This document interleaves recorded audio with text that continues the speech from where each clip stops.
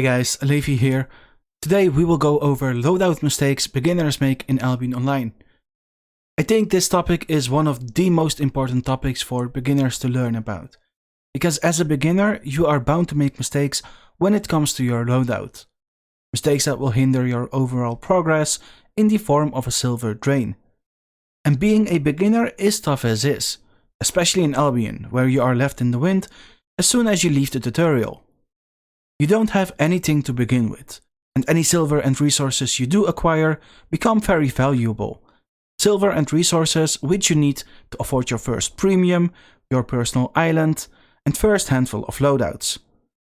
Loadouts which you will hopefully increase over time, both in quantity and quality, so you can participate and advance in the various contents Albion has to offer.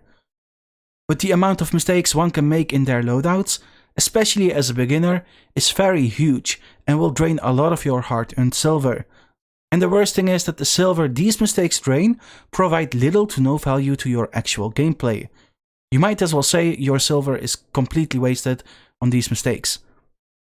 The thing that separates loadout mistakes from other mistakes is that as long as you don't learn about them, you will keep repeating them every time you equip a new loadout. And as you repeat your mistakes with every loadout, you will be wasting a lot of money every single time. Even one mistake will cost you millions of silver over the long run, and as a beginner, you are bound to make multiple of these mistakes.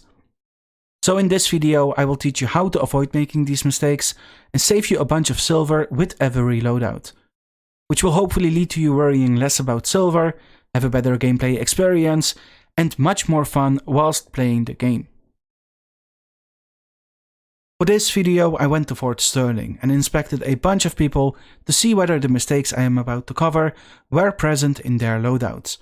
From my observation, about half the people I inspected had at least one of these mistakes, which is a huge amount of people. If I take my open world experience into account, I would say that's about right for the beginners I see in the open world. Although this percentage is far less for the advanced players, they sometimes still have some of these mistakes in their loadouts as well. Which is pretty worrying, because it means they have hundreds, maybe thousands of hours into the game in which they made the very same mistakes every single time they equipped a new loadout, which has cost them a crazy amount of silver over the long run. I found one particular person whose loadout we will use to learn from. You can see his loadout on your screen right now. This person has a total fame of 1.8 million, which confirms he is very new to the game, probably in his first or second week. Yet the price tag of his gear is equal to what I am using during my higher tier runs, which takes us to mistake number 1, which is using expensive gear. Some beginners feel like they need to compensate for being new and use expensive gear because of that, whereas other beginners use expensive gear because they think it's a cool thing to do. But in both cases, it just doesn't do anything for you as a beginner. At this point, you don't even know what your gear is fully capable of. You might have read your skills and have a slight idea on what each skill does. But what you don't know is how these skills synergize with each other, how they interact with other people's loadouts, how to use your skills at their maximum potential, what counters your build or what makes your build strong against another, and many other things you will only learn with time and experience. Knowledge no amount of silver can buy and is only gained through sheer experience. And when you die with these very expensive sets, all that happens is that you get frustrated because you believed your gear would carry you. What I personally recommend is that you start off in low gear as a beginner and improve the quality of your gear over time. In Albion Online, gear is nothing but a gateway to content, and for a lot of the content, you don't need that high gear to begin with. And the less your sets cost when you go about learning and making mistakes, the less you will be frustrated when you die. For the price of this loadout, you can buy about 30 lower tier loadouts, which means you have 29 more chances to learn and work on your progress, which will provide you much more content, experience, silver, and fame, which are all necessary things to improve within your gameplay. Mistake number 2 is equipping a full stack of food. So the thing with food is that it lasts 30 minutes. So when you have a full stack of 10, you are looking at 5 hours worth of content, which excludes travel time.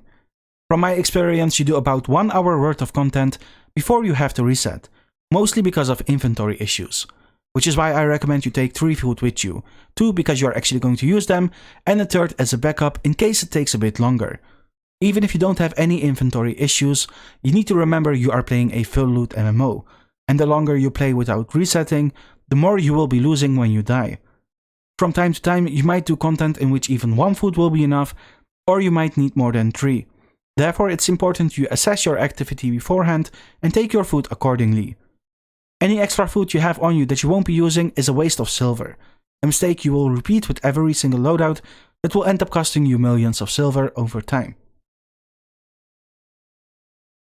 Mistake number 3 is equipping a full stack of PvP potions. So the thing with potions is that if you do end up in a fight, you either die before you can even use all of them, or if you do come out victorious, you most likely want to store the gains and do a reset. Therefore, just like food, you want to limit the amount of potions you take with you. All potions have a cooldown, and these cooldowns are anything from 1 to 2 minutes. Most fights are over by the time you can even use your second potion. Every now and then you get to use your second potion in a fight because it takes a bit longer, and using a third potion during a single fight is very rare. Therefore, just like food, I think 3 is a good amount of PvP potions you want to take with you. 2 because you might actually need them, and a third as a backup. It's always good to have a full stack of tier 4 poisons with you just to speed things up. But if you have a full stack of PvP potions, just like food, you are carrying additional silver on you that you will never get to use. And just like the extra food, the extra potions will quickly add up to the millions of silver you are throwing away with each and every loadout. Mistake number 4 is using expensive capes. In this particular loadout, the cape is worth as much as the rest of the build altogether. That includes the weapon, helmet, armor and boots. And out of all these pieces, the cape does the least and with that provides the smallest value. The effect of a Morgana cape is the exact same from a tier 4 normal to a 8.3 masterpiece. It gives you the exact same buff, which is a 50% boost to your cast and attack speed for 8 seconds. The only thing that changes as you upgrade the level of this cape is that the cooldown of it becomes slightly lower, but the difference in cooldown will barely make a difference for you. The only difference this cape is making for you is draining your silver even more with insane amounts. In general, a 4.2 or 4.3 cape is all you need. Anything above that is only ever used for very specific purposes by a very small percentage of players. Think of the top corrupted dungeon players who consistently run in 8.3 sets, or people who play at the highest levels of the Crystal League. Now there are some PvE exceptions to this as well, but as a beginner none of these apply to you. These would be high-end Avalonian raids and hardcore expeditions among others. Taking a regular cape is completely fine as a beginner, and if you do want to start taking faction capes, which are the ones with skills, you should definitely stick to a 4.2 at the start. Only once you have a lot more money upgrade to a 4.3, and only ever take anything higher than a 4.3 when you really know what you are doing. Mistake number 5 is expensive bags. Your bag is there only for you to carry more stuff and doesn't do anything for you in PvE or PvP other than extend the time you can spend in PvE. And by now you already know why resetting is important. Therefore, there is no reason to overextend the amount of time you spend in PvE either. So don't overinvest in a bag. Expensive bags are only ever worth it when you are doing stuff like Avalonian raids, transport runs or gathering. For general gameplay, a tier 6 bag will most likely be enough. And if you ever do need extra weight, you can always swap out your boots to carry weight or even go on a riding horse. Also, a lot of the things that quickly add up in weight, such as tier 4 runes, have very little value. And you might be better off deleting those items if you wish to stay in PvE for a longer time.